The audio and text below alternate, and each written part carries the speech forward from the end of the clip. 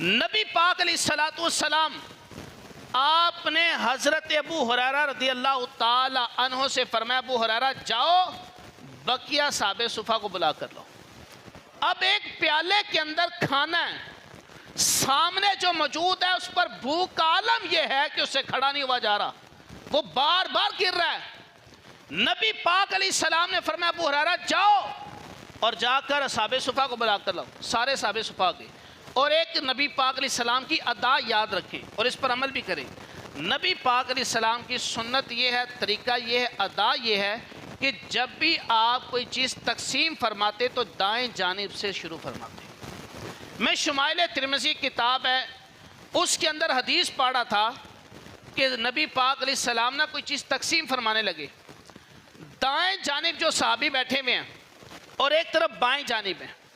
نبی پاک علیہ السلام نے بائیں جانب والے کو دینے سے پہلے اس دائیں جانب والے سے پوچھا تمہاری اجازت ہے میں پہلے یہاں سے تقسیم کر دوں؟ فرمایا جو دائیں جانب ہو پہلے وہاں سے تقسیم کرو.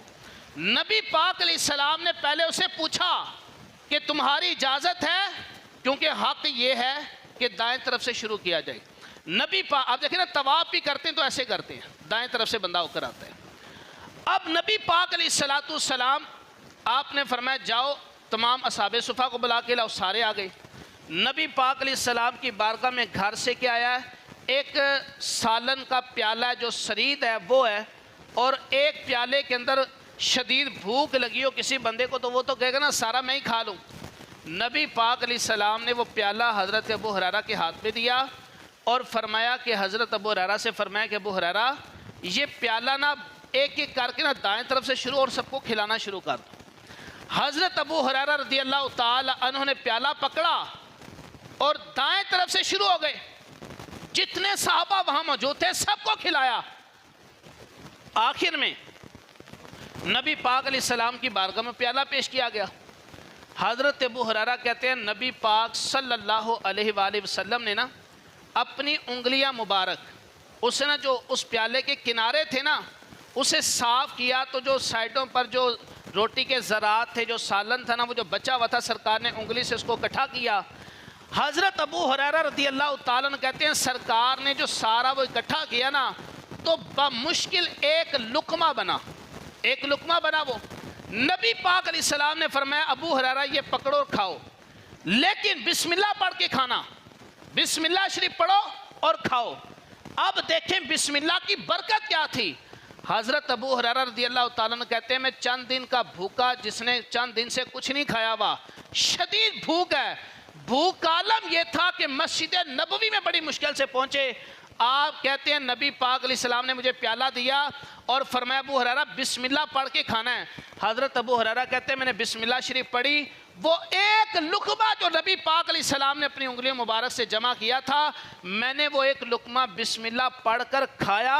میرے جتنے دن کی بھوک تھی نا اس ایک لقمے کی برکت سے ساری بھوک ختم ہو جاتی ہے.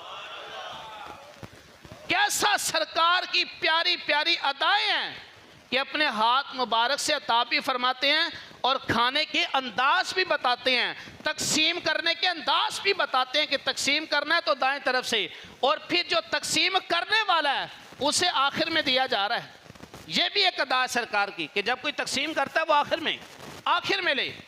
اب حضرت ابو ہریرہ رضی اللہ تعالیٰ عنہ نے بسم اللہ شریف پڑھ کر وہ ایک لقمہ کھایا تو جتنے دن کی بھوک تھی, جتنی شدت کی بھوک تھی وہ ساری کی ساری ختم ہو جاتی ہے, مٹ جاتی ہے. تو ہم بھی نیت کریں کہ جب بھی ہم کھانا کھائیں تو اس سے پہلے لازمی بسم اللہ پڑھا کریں گے انشاءاللہ, پڑھیں گے انشاءاللہ.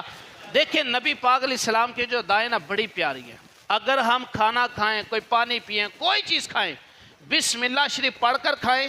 کھانے کے بعد پینے کے بعد کہیں الحمدللہ, خدا کی قسم اللہ کی نعمتوں کا شکر بھی ادا ہوگا, اللہ کا ذکر بھی ہوگا, اور آپ کے کھانے میں ایسی رب برکت عطا فرمائے گا کہ آپ کے کھانے یا پینے میں شیطان بھی شریک نہیں ہو سکتا. اور جس کھانے یا پینے میں شیطان شریک ہو جائے نا وہاں سے برکت اٹھ جاتی ہے.